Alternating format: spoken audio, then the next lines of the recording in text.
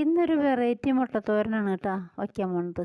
ഇതൊരു വ്യത്യസ്തമായിട്ടുള്ള മുട്ടത്തോരനാണ് കേട്ടോ. നീളത്തിലരിഞ്ഞ സബോള എണ്ണയിലൊന്ന് വഴറ്റിയെടുക്കാം. അത് വേഗം ഒന്ന് വാടി വരാൻ വേണ്ടിയിട്ട് കുറച്ച് ഉപ്പ് ഞാൻ ചേർത്തിട്ടുണ്ട് കേട്ടോ.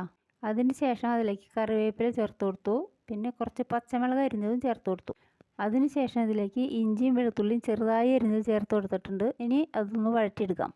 ഇഞ്ചിയും വെളുത്തുള്ളിയും നന്നായി വഴണ്ടി വരുമ്പോൾ ഒരു വലിയ തക്കാളി അരിഞ്ഞത് ചേർത്ത് കൊടുക്കാം. തക്കാളി നല്ലപോലെ പാകമായി വരുമ്പോൾ മുളക് പൊടിയും മഞ്ഞൾപ്പൊടിയും ചേർത്ത് കൊടുക്കാം.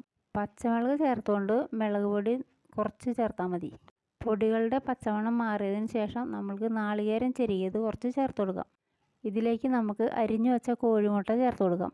നല്ലപോലെ മസാലയ്ക്ക് പിടിക്കുന്നത് വരെ നമുക്ക് ഇളക്കി കൊടുക്കാം. കുറച്ച് മസാലപ്പൊടി ചേർത്ത് കൊടുത്തിട്ടുണ്ട്. അത് വീഡിയോ എടുക്കാൻ വിട്ടുപോയിട്ടാ. കുറച്ച് കറിവേപ്പിലയും കൂടി ചേർത്ത് കൊടുത്ത് നന്നായി ഇളക്കിയെടുക്കാം. അങ്ങനെ നമ്മുടെ സ്പെഷ്യൽ മുട്ടത്തോരൻ റെഡി ആയിട്ടുണ്ട് കേട്ടോ. ലൈക്കും സബ്സ്ക്രൈബും